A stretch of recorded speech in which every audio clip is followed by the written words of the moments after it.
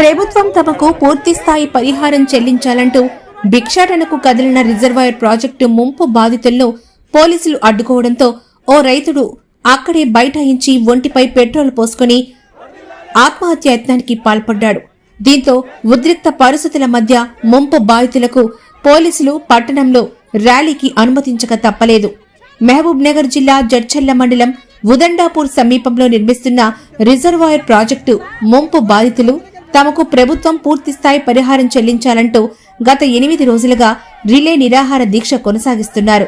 ఈ కార్యక్రమంలో భాగంగా ముంపు బాధితులంతా ఈరోజు జడ్చర్ల పట్టణ కేంద్రంలో భిక్షాటనకు కదలడంతో ఎలాంటి అనుమతులు లేకుండా జడ్చర్ల పట్టణంలోని ప్రభుత్వ అతిథి గృహం వద్ద పోలీసులు వారిని అడ్డుకోవడంతో బాధితులు అక్కడే బైఠాయించి ఆందోళనకు దిగారు. ఇది ఇలా ఉండగా రైతు మల్లయ్య ఒంటిపై పెట్రోల్ పోసుకొని ఆత్మహత్య యత్నానికి పాల్పడ్డంతో గందరగోళ పరిస్థితి నెలకొనింది.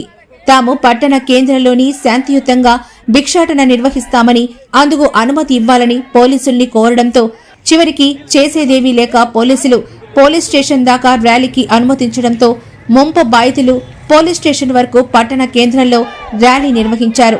అనంతరం పోలీస్ స్టేషన్ ఆవరణలో మరోసారి బైఠాయించారు. దీంతో తమకు న్యాయం జరిగేంత వరకు పోరాడతామంటూ రేపటి నుండి పట్టణంలో భిక్షాటన నిర్వహించుకునేందుకు అవకాశం ఇవ్వాలంటూ డీఎస్పీ వెంకటేశ్వర్లకు బాధితులు వినతి పత్రాన్ని అందజేశారు. కాగా పట్టణంలోని భిక్షాటనకు అనుమతి ఇవ్వమంటూ వీలైతే ఆర్డీఓ రిజర్వాయర్ నిర్మాణ పనుల వద్దకే వచ్చి బాధితుల వద్ద చర్చిస్తారని డీఎస్పీ తెలిపారు. ప్రభుత్వం తమకు సానుకూలంగా స్పందించకపోతే ఆందోళన మరింత ఉధృతం చేస్తామంటూ ముంపు బాధితులు తెలిపారు.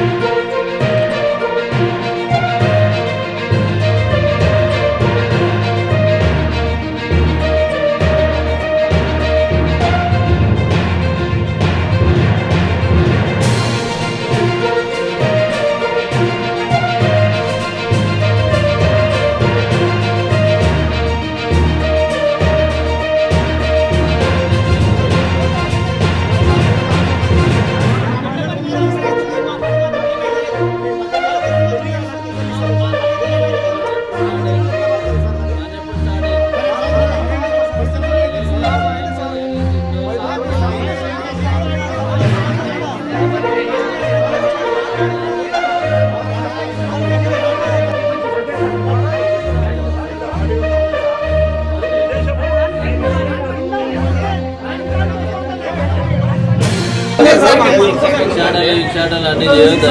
రేపు ఆర్డీఓ గారు ఉంటారు, మీ సమస్యలు ఎంతో అడగండి.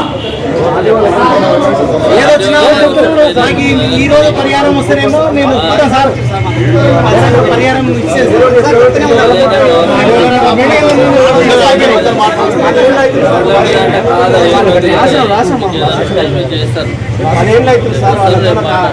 రేపు వస్తాడు, రేపు మాట్లాడండి ఒకసారి. భిక్షాటనలు అవన్నీ కాదు, రోడ్ల మీద మీ సమస్యలు ఉంటాయి, మీ దాని గురించే చూసుకోండి. కానీ అట్లా రోడ్ల మీద వస్తే రేపు